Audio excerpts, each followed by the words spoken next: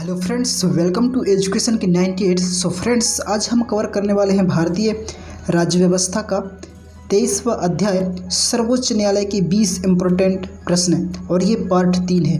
जी guys, ये part 3 है क्योंकि 2 पार्ट जो है मैं ऑलरेडी दे चुका हूँ। अगर आपने अभी तक उसको विजिट नहीं किया तो प्लीज़ आप जाकर प्लेलिस्ट में चेकआउट कर सकते हैं कि वो 2 पार्ट भी किस तरह से रहे थे।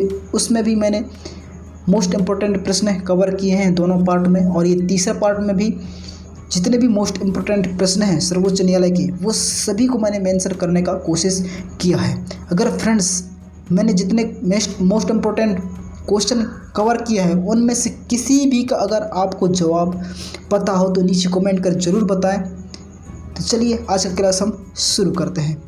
सो फ्रेंड्स, ये रहा पहला प्रश्न है आपके सामने।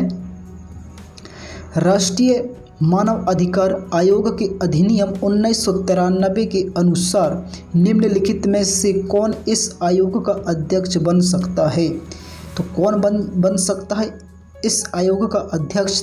तो ये बन सकता है केवल भारत के सेवानिवृत्त मुख्य न्यायमूर्ति। तो ऑप्शन नंबर सी इसका सही जवाब हो जाएगा। ऑप्शन नंबर सी इसका सही जवाब हो जाएगा। अगला प्रश्न है,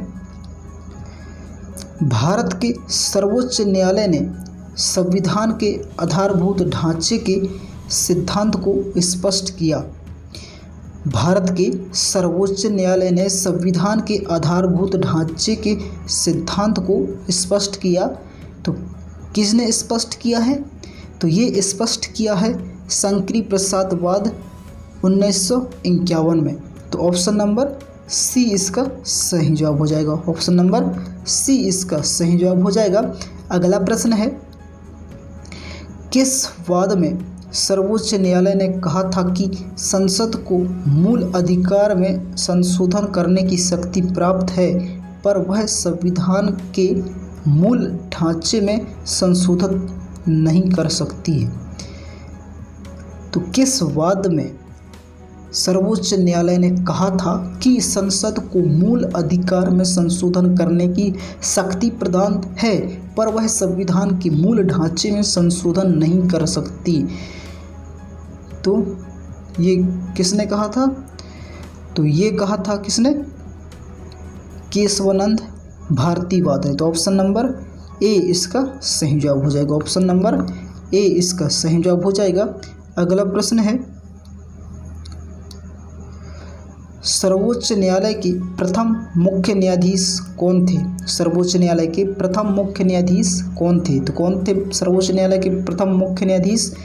तो ये थे कौन?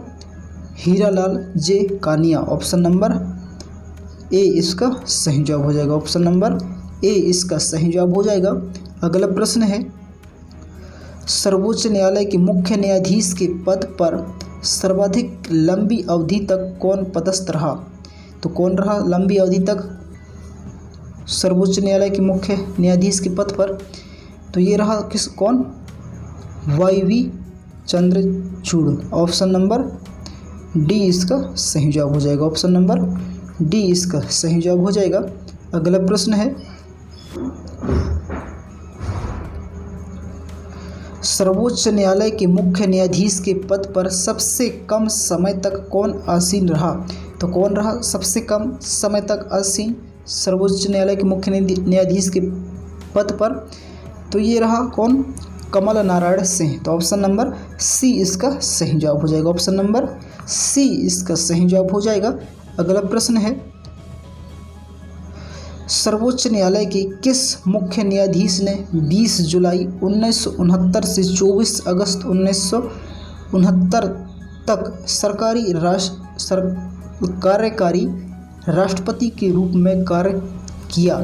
सर्वोच्च न्यायालय के किस मुख्य न्यायाधीश ने 20 जुलाई 1969 से 24 अगस्त 1969 तक कार्यकारी राष्ट्रपति के रूप में कार्य किया? तो कौन कार्य किया था ये?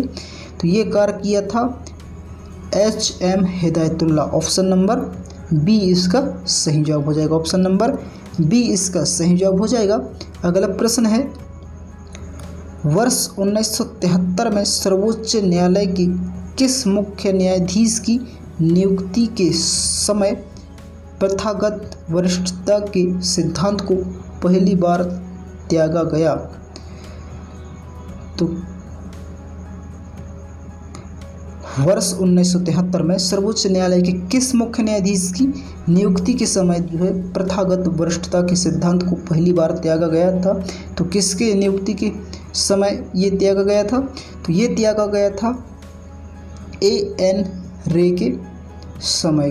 तो ऑप्शन नंबर ए इसका सही जवाब हो जाएगा। ऑप्शन नंबर ए इसका सही जवाब हो जाएगा। अगला प्रश्न है, निम्नलिखित में उच्चतम न्यायालय की सबसे पहली महिला न्यायाधीश कौन थी? निम्नलिखित में से उच्चतम न्यायालय की सबसे पहली महिला न्यायाधीश कौन थी? तो कौन थी पहली महिला न्यायाधीश? तो ये थी कौन? फातिमा बीबी। ऑप्शन नंबर सी इसका सही जवाब हो जाएगा। ऑप्शन नंबर सी इसका सही जवाब हो जाएगा। अगला प्रश्न है, संविधान की व्याख्या करने का अंतिम अधिकार किसे प्राप्त है? संविधान की व्याख्या करने का अंतिम अधिकार किसे प्राप्त है? तो किसे प्राप्त है यह अधिकार? तो ये प्राप्त है सर्वोच्च न्यायालय को। किसको है? सर्वोच्च न्यायालय को। तो ऑप्शन नंबर डी इसका सही जवाब हो जाएगा। ऑप्शन नंबर डी इसका सही जवाब हो जाएगा। अगला प्रश्न है, निम्नलिखित में से किसके मामले उच्च न्यायालय व उच्चतम न्यायालय दोनों की अधिकारिता में आते हैं? तो किसके मामले आते हैं दोनों की अधिकारिता में? तो ये आते हैं किसके? मूल अधिकारों का संरक्षण। तो ऑप्शन नंबर सी इसका सही जवाब हो जाएगा। ऑप्शन नंबर सी इसका सही जवाब हो जाएगा। अगला प्रश्न है, कौन सा अनुच्छेद सर्वोच्च न्यायालय को अभिलेख न्यायालय का स्थान प्रदान करता है? कौन सा अनुच्छेद सर्वोच्च न्यायालय को अभिलेख न्यायालय का स्थान प्रदान करता है? कौन सा अनुच्छेद प्रदान करता है? तो ये करता है अनुच्छेद 129। ऑप्शन नंबर सी इसका सही जवाब हो जाएगा। ऑप्शन नंबर सी इसका सही जवाब हो जाएगा। अगला प्रश्न है, निम्नलिखित में से कौन सबसे पहली महिला वकील है जिसको सीधे उच्चतम न्यायालय के न्यायाधीश के रूप में नियुक्त किया गया? तो वह महिला कौन है? महिला वकील तो वे है कौन? इंदु मल्होत्रा। तो ऑप्शन नंबर डी इसका सही जवाब हो जाएगा। ऑप्शन नंबर डी इसका सही जवाब हो जाएगा। अगला प्रश्न है, जब भारतीय न्यायिक पद्धति में लोकहित मुकदमा PIL लाया गया तब भारत के मुख्य न्यायमूर्ति कौन थे? तो कौन थे उस समय भारत के मुख्य न्यायमूर्ति? तो वो थे कौन? PN Bhagwati. Option number D इसका सही जवाब हो जाएगा। ऑप्शन नंबर डी इसका सही जवाब हो जाएगा। अगला प्रश्न है, सर्वोच्च न्यायालय में न्यायाधीश नियुक्त होने के लिए व्यक्ति को कम से कम कितने वर्ष तक उच्च न्यायालय का एडवोकेट होना चाहिए? सर्वोच्च न्यायालय में न्यायाधीश नियुक्त होने के लिए व्यक्ति को कम से कम कितने वर्ष उच्च न्यायालय का एडवोकेट होना चाहिए? तो कितने वर्ष का एडवोकेट होना चाहिए उच्च न्यायालय में? तो ये होना चाहिए 10 वर्ष जो है एडवोकेट होना चाहिए। तो ऑप्शन नंबर बी इसका सही जवाब हो जाएगा। ऑप्शन नंबर बी इसका सही जवाब हो जाएगा। अगला प्रश्न है, सर्वोच्च न्यायालय के न्यायाधीश भारत के राष्ट्रपति द्वारा हटाई जा सकती है? सर्वोच्च न्यायालय के न्यायाधीश भारत के राष्ट्रपति द्वारा हटाई जा सकती हैं। तो किसके द्वारा हटाए जा सकते हैं? तो ये हटाए जा सकते हैं संसद के महाअभियोग प्रस्ताव पारित होने पर जो है हटाए जा सकते हैं। तो ऑप्शन नंबर डी इसका सही जवाब हो जाएगा। ऑप्शन नंबर डी इसका सही जवाब हो जाएगा। अगला प्रश्न है, भारत में सबसे बड़ा अपीलीय न्यायालय कौन सा है? भारत में सबसे बड़ा अपीलीय न्यायालय कौन सा है? तो कौन सा है सबसे बड़ा अपीलीय न्यायालय? तो ये है कौन? उच्चतम न्यायालय। कौन है? उच्चतम न्यायालय। तो ऑप्शन नंबर सी इसका सही जवाब हो जाएगा। ऑप्शन नंबर सी इसका सही जवाब हो जाएगा। अगला प्रश्न है, भारत की उच्चतम न्यायालय को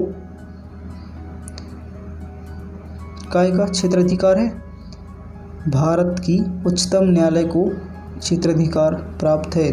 तो कौन सा क्षेत्राधिकार है? तो ये है प्रारंभिक, अपीलीय और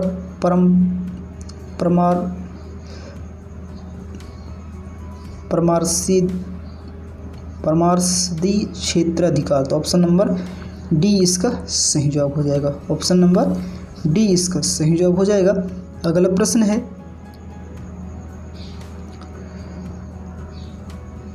भारत में किस संवैधानिक पद पर कोई महिला नहीं रहती है? भारत के किस संवैधानिक पद पर कोई महिला नहीं रहती है? तो किस संवैधानिक पद पर कोई महिला नहीं रहती है? तो ये नहीं रहती है उच्चतम न्यायालय के मुख्य न्यायाधीश में। तो ऑप्शन नंबर ए इसका सही जवाब हो जाएगा। ऑप्शन नंबर ए इसका सही जवाब हो जाएगा। अगला प्रश्न है, आज की क्लास का अंतिम प्रश्न है कि किसके फैसले भारत के बाकी सभी न्यायालयों को मानने होते हैं? किसके फैसले भारत के बाकी सभी न्यायालयों को मानने होते हैं? तो किसके फैसले मानने होते हैं? तो ये भारत के उच्चतम न्यायालय को। तो ऑप्शन नंबर ए इसका सही जवाब हो जाएगा। ऑप्शन नंबर ए इसका सही जवाब हो जाएगा। सो फ्रेंड्स, कुछ इस तरह रहा आज का क्लास। कैसा रहा नीचे कमेंट कर जरूर बताएं, और आपने 20 क्वेश्चन में से कितने अटेम्प्ट किया वो भी आप नीचे कमेंट कर जरूर बताएं। सो फ्रेंड्स, मिलते हैं नेक्स्ट क्लास में। तब तक के लिए जय हिंद, वंदे मातरम। अपना ख्याल रखिए और तैयारी करते रहिएगा।